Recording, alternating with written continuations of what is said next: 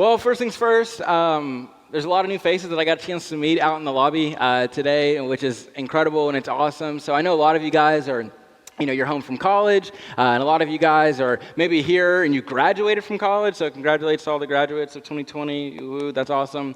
But for all of you guys that maybe this is your first time, or maybe you said, you know what, 2020 wasn't my year, but 2021 is going to be my year. I believe in you, and I'm glad that you're here. I hope that if tonight is your first time, that you found a chance to get plugged in into some sort of community. Maybe you met a friend, maybe you got some s'mores, maybe you got a chance to sign up at our P1 or PYA C21 table, but wherever you're at, I'm glad you're here, and I hope that maybe if you didn't, maybe on the back end of service, you can meet somebody who can maybe shake your hand or maybe give you an air high five, wherever depending on you're at in the COVA world. But all that being said, I know this sounds corny, but I'm a big 2021, new year, new guy. I'm the type of person where I write out my goals. I'm the type of guy that's you know what? All that's in the past. Today is a new day. That's who I'm going to be. And so I wrote out my goals, and my number one goal this year is I wanted to pray more. So I was man, how do I pray more? And I started thinking about all the different things that I have in my life that I'm okay, this is going on and this is going on. And the one thing that I kept coming back to was my phone. I'm man, if I want to pray more, I have this thing in my hand. How is that even possible?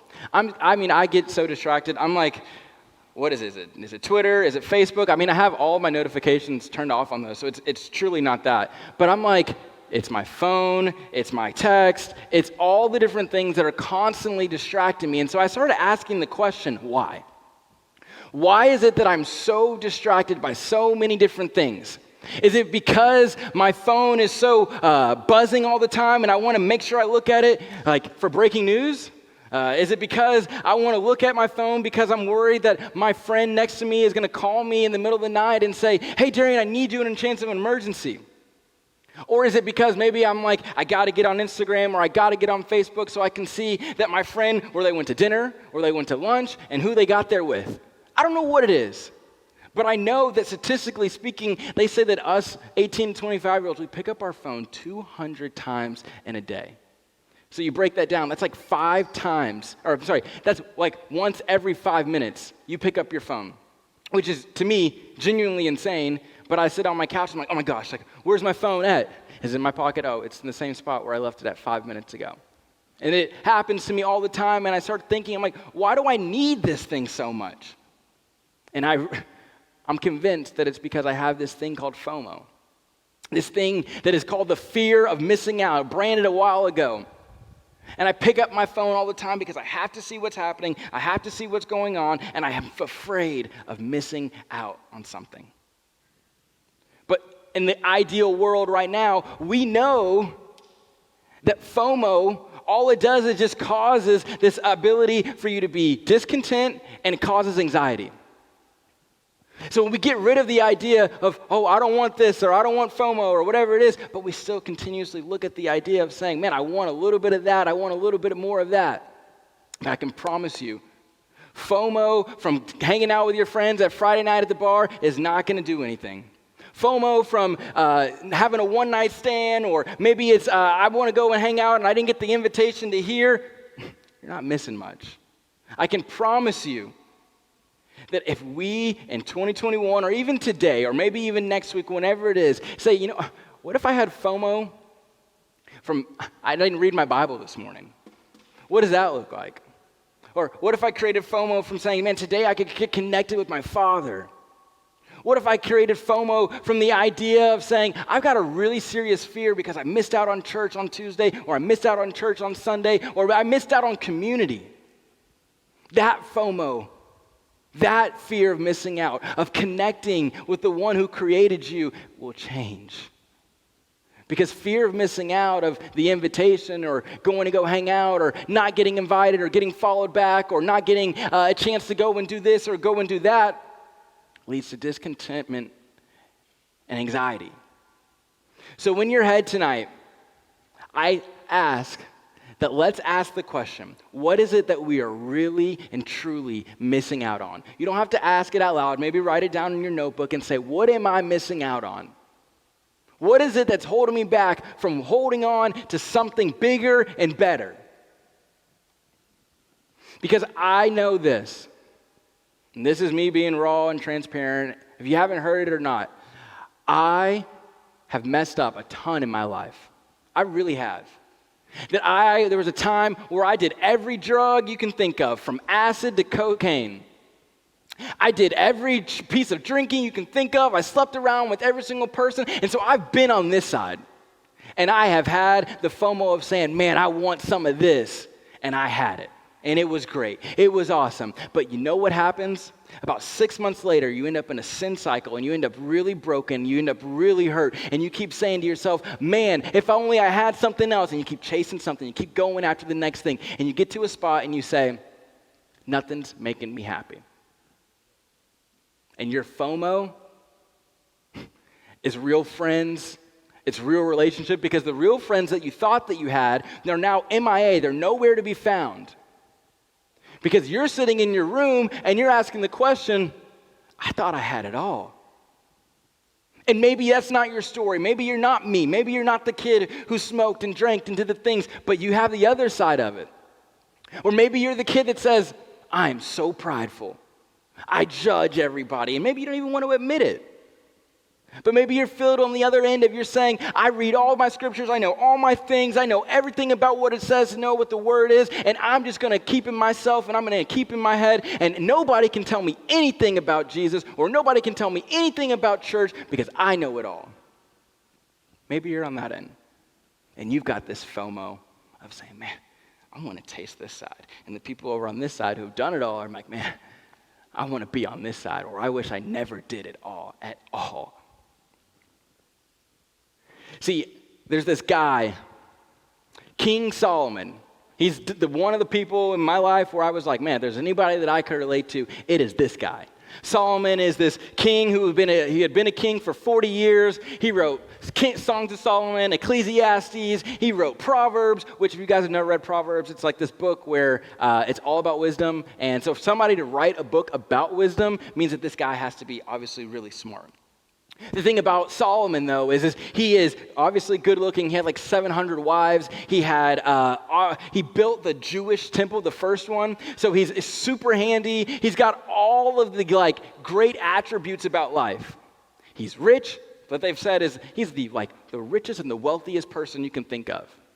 So you have this guy named Solomon, this King Solomon, who's lived this lavish lifestyle, and he's done everything in the entire world to sit here and say, man, what more could I ask for? But the words that he says, that he writes in this book of Ecclesiastes, leave me wondering and asking the question, he's just like us. He's just like me and you, because he leaves later and he writes it here and he says this. He says in Ecclesiastes 2, verse 4 through 11, he says, I undertook great projects. I built houses for myself, and I planted vineyards. I amassed silver and gold for myself and the treasures of kings and provinces. I became greater by far than anyone in Jerusalem before me. I denied myself nothing my eyes desired. I refused my heart no pleasure. Yet, when I surveyed all that my hands had done, and what I had toiled and achieved, everything was meaningless. A chasing after the wind, nothing was gained under the sun. He says, I denied myself nothing my eyes desired.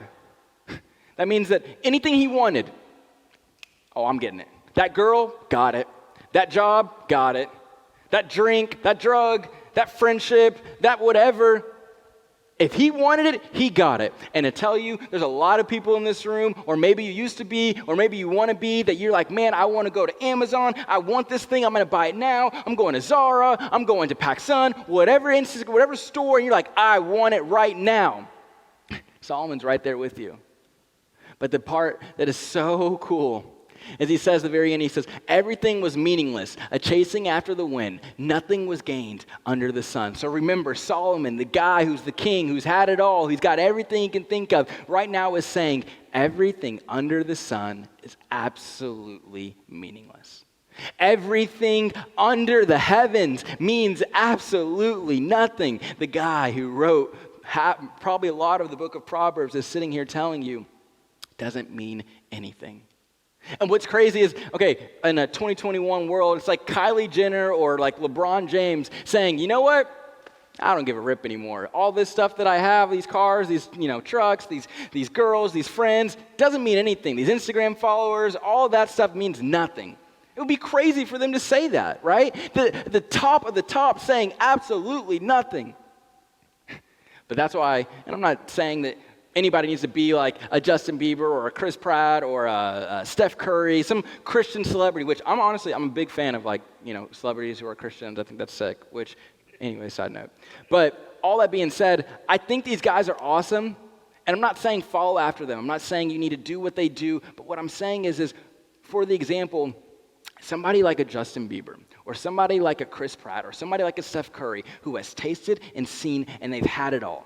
From girls to championship rings to Oscars to Grammys. They are sitting here saying right now on a platform and saying, man, I have tasted all of it, but I only want more of Jesus. And that's why I think that it is so cool when you get on Instagram and you get on your platform and you get to your friends and you say, that's cool, that's great and all, but Jesus is so much better. That's why I love seeing them say, I want more Jesus. Because they sat on one side of it. And they sit here and they can tell you that I've had the girls, I've had the guys, I've had the friendships, I've had the relationships, I've had the money, I've had the job title, I've had the fame, and the fortune. And I'm sitting here telling you that Jesus is more important, just like Solomon.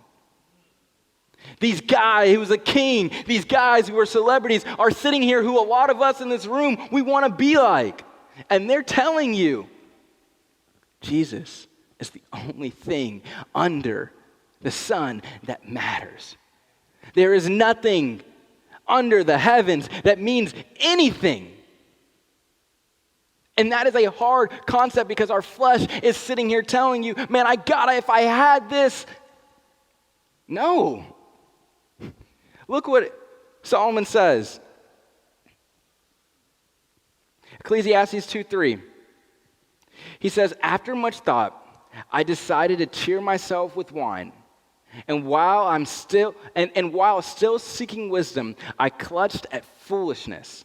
And in this way, I tried to experience the only happiness most people find during their brief life in this world. Solomon is saying he is not happy. Solomon has FOMO.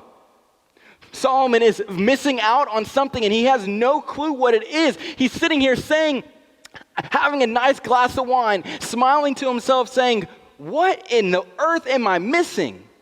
I've had it all. He had 700 wives. He built with things with his hands. He had all the fame. He had all the fortune. He had all of it. And he's sitting here with a glass of wine saying, I don't know what it is that I'm missing. What in my life do I need? And the thing that it is that a lot of you guys in this room have. And some of you don't. And some of you in here are looking for happiness. You're looking for joy. You're looking for what he had or what he was looking for that he now finds and how he's able to write about it. Jesus. You're looking for happiness. You're looking for joy. And the only way you can find it, it's not on this earth. It's above the heavens. It's above the sun. And what's so incredible about this thing is that it doesn't change. From 500 years ago to 1,000 years ago to last night, unless you have Jesus inside your heart, you will always be missing out. You will always be searching. You will always be asking yourself, man, if I just had this, my life would be better. It's in you. It's our flesh. That's who we are. That's literally it. We are designed to want and desire, want and desire, want and desire. And until you get a hold and you taste and see the goodness of Jesus Christ and how he can transform your life, you're never going to be satisfied. You will always have FOMO. You will always wonder, what if? And just like Justin Bieber and Chris Pratt, all those guys, and just like King Solomon, they all had to ask themselves the question, what am I missing out on? Just like I asked you guys to ask yourself earlier. What am I missing out on, and what on earth am I here for? Because all of us have been given a purpose, and all of us have been given a task and a job to do while here on this earth. And a lot of you know it, and you're living it out. Maybe you're doing it in your career, or maybe you're doing it down at Lamar, or at Baylor, or at A&M, or at UT, wherever you're at. And that's fantastic. But a lot of you are in the room probably saying, I have no clue what I'm supposed to do. And so you keep searching, and keep searching, and keep searching. And you go to the DMs, and you go to your friends, and you go to the party, or you go to the bar, or you go to wherever it is, and you keep saying, God, and you have FOMO of missing out of the invitation, but you have no FOMO of saying, I just want to know what my King, my God, my Creator, my world, what the person who created me says about me. There are things that are distracting us in 2021, and it's so great and it's so awesome. We turn the page, that's fantastic. But until we can draw the line in the sand and say, today is the day that I choose Jesus, it doesn't mean anything. It's a never-ending cycle for us, for you, for me. And that's why daily we have to wake up and say, God, you have my everything. You have to live the words that we sang. You can have it all. I'm available to whatever it is. I'm available. Take my life and make me more like you. See, I can admit it, right? Like, I've got some dirt. I've got some baggage. Like I said on the front end of it, I have some things in my life that I'm not necessarily happy or proud about. But I can sit here and say that, man, I've tasted and seen the true goodness of God that makes me want to say, I don't want anything over there now, and I only want to profess the name of Jesus. And because of that, my life has been radically transformed, just like I know a lot of people in this room that have been. And because you make the decision to say, Jesus, I'm here, I'm available, He uses you. And your FOMO changes to, I am so in love. My fear of missing out now is not getting into heaven, not seeing and having a conversation. It's not the other end. But the game changer is there's not a, like, oh, I got to do X, Y, and Z and do this and that to get to that spot. There are new mercies every day. And tonight, on January the 5th of 2021, today could be your day. Maybe today is the day that you say, man, I've been walking with Jesus for a really long time, but today I want to make a declaration and say, Jesus, you are everything, and I have no more fear of missing out on anything else other than fear of missing out of what it looks like to get to eternity with you. And maybe you say, I've never made a decision before. And January 5th, 2021 can be that. Tonight, and you make the decision to say, I am rededicating, I'm following, I'm choosing to commit my life over to Jesus. Tonight can be the night, and it's so simple, it's so easy, and we'll talk about that in a little bit, but I want you to know that tonight, if that's who you want to be, you can create that life for yourself. Through the power of Jesus and the Holy Spirit, it is available for you. Every single day, there are new mercies. James 4:14 says this. How do you know what your life will be like tomorrow? Your life is like a morning fog. It's here for a little while, and then it's gone. Life is but a vapor. Here for a little while, and then it is gone. So we ask the other question. What on earth are you here for? How long are you here for? Who knows? Tomorrow, the next day, whatever. Think back. Remember when you were 10 years old? Probably what? For most of you guys, 15, maybe 10 years ago, somewhere in that range. And then you turned 16. And then you turned 18, and then you turned 25. And all of a sudden, that span of 15 years went away just like that. And it's crazy. So why would that not happen at 25 of you, a 25-year-old today? And then in 10 years, looking back and saying, oh my goodness, I'm 35. And then you're looking down and say, all of a sudden I'm 7 years old and I have nothing to show for in this world. I've got cars, I've got money, I've got life, I've got Instagram followers, I've got influence, I've got TikTok, I've got all that stuff. But I don't know who my Father is. I never shared my faith. I never walked around and said anything about the life that I'm supposed to, not even supposed to, that I've been given. And not even given, that you've been called to live. But you were chasing FOMO.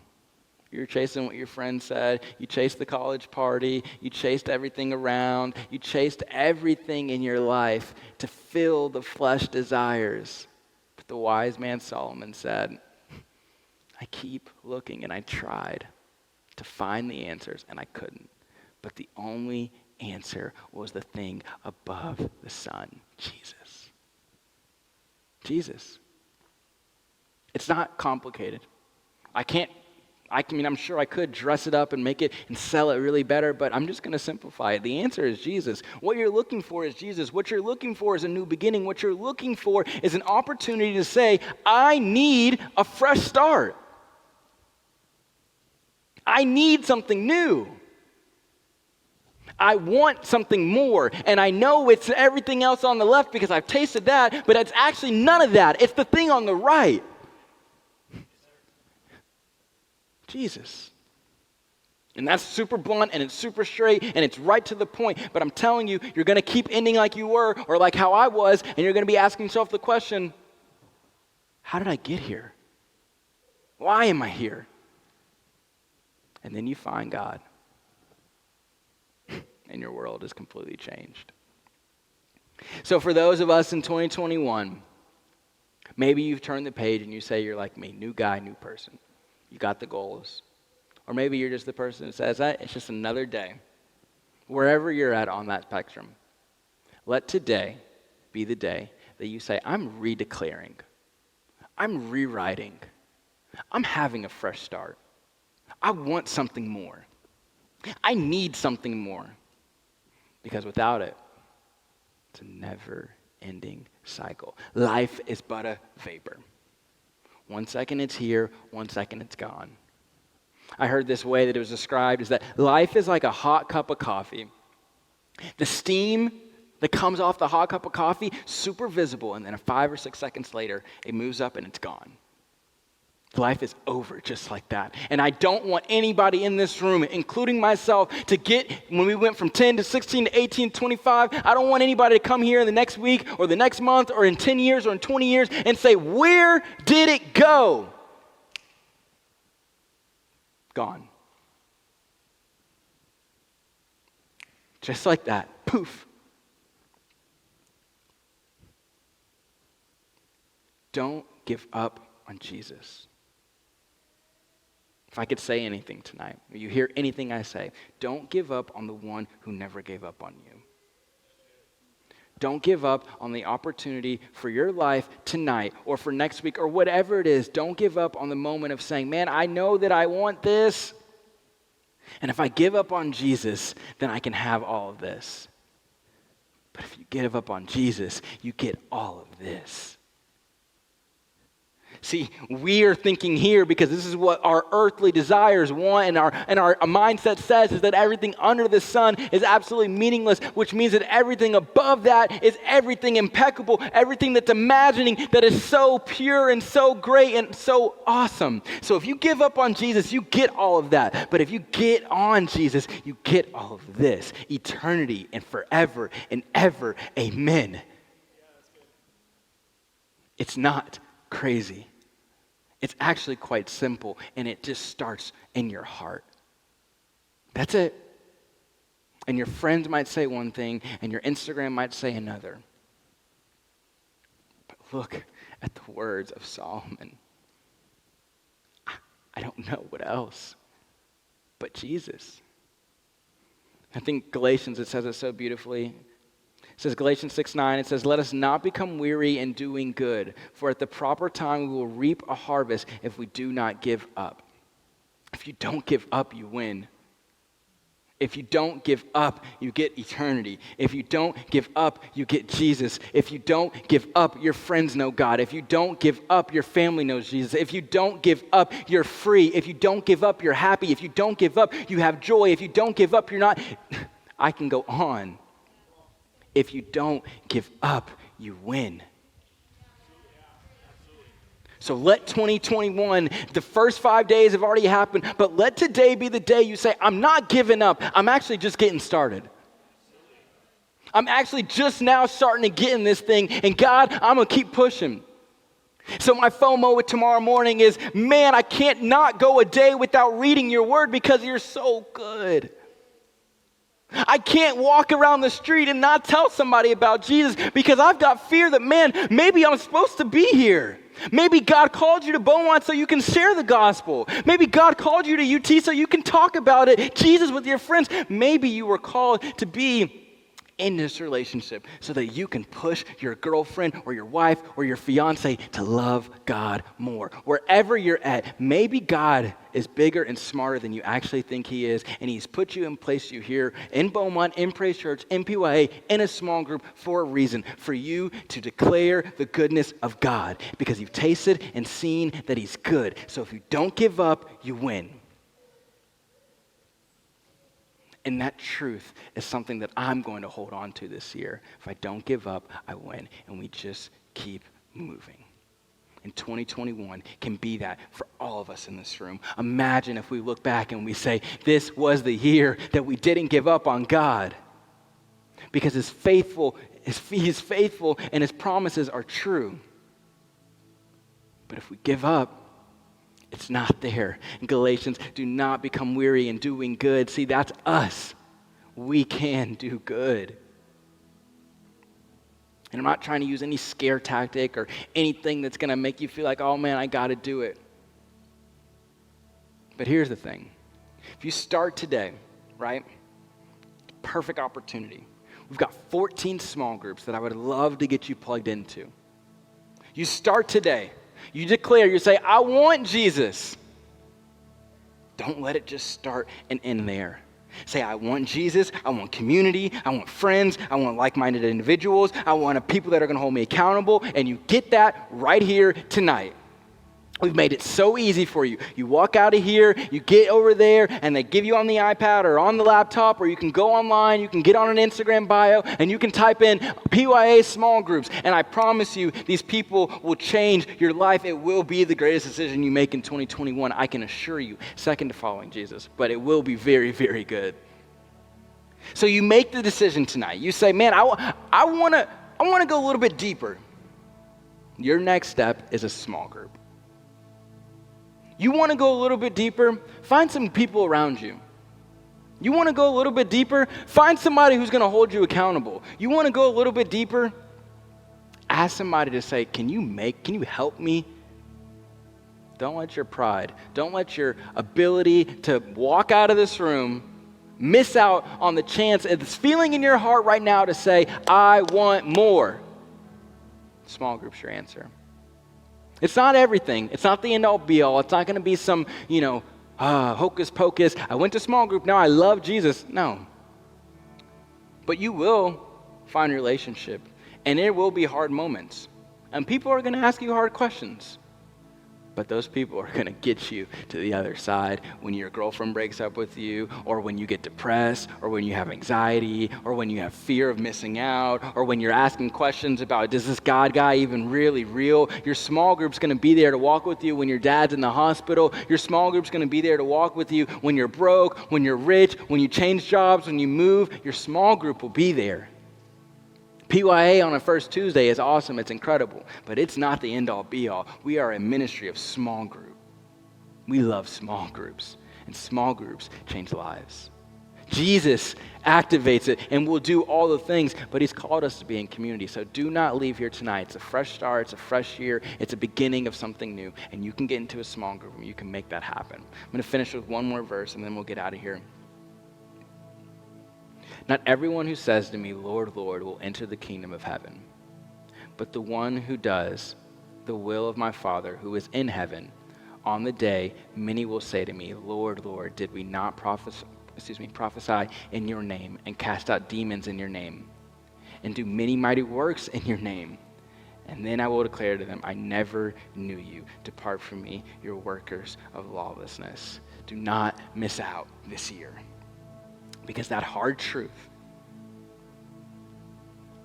I never knew you, depart from me, is a reality. But today, we make the decision to say, I want more, I'm not quitting, I'm not giving up. Then we win. Then we get forever and ever, amen. And for us, 18 to 25-year-olds, like I've said, we've got a lot of FOMO. But the only FOMO is that. I do not want to miss out on the treasures of heaven. I do not want to miss out on the goodness, on the grace, on the mercy, on the love, on the compassion, on the community. I don't want to miss out on those things. And today we get to make that decision. So I'm going to make that for myself today. And I hope and I invite for you to make that same decision as well. Because life is but a vapor. And you're here one second and you're gone the next. And just as fast as all the things went away, it can happen again. So let us build our life. Let us build our 2021 on solid rocks, on solid foundation. Let us walk away from this night, tonight, saying, I will build my life on truth. I will build my life on goodness. I will build my life on everything that is above the sun. Everything that is away from what my flesh and my desires say. Let me build my life on the goodness of God. Let me pray. God, you're good and you're gracious. And we love you and we want you. And we thank you for what you're doing in our lives. And we thank you for a new year. And we thank you for a new beginning. And we thank you for a fresh start. But tonight, God, we ask for a fresh outpouring and a new beginning. God, I pray that you would use young adults in Southeast Texas at Praise Church and a ministry called PYA to change the world. From engineers to nurses to doctors to lawyers, God, wherever we're at on our career path, use us and allow for us to be available and allow for us to build our life on your goodness and your grace. It's in your name I pray. Amen. Let's worship.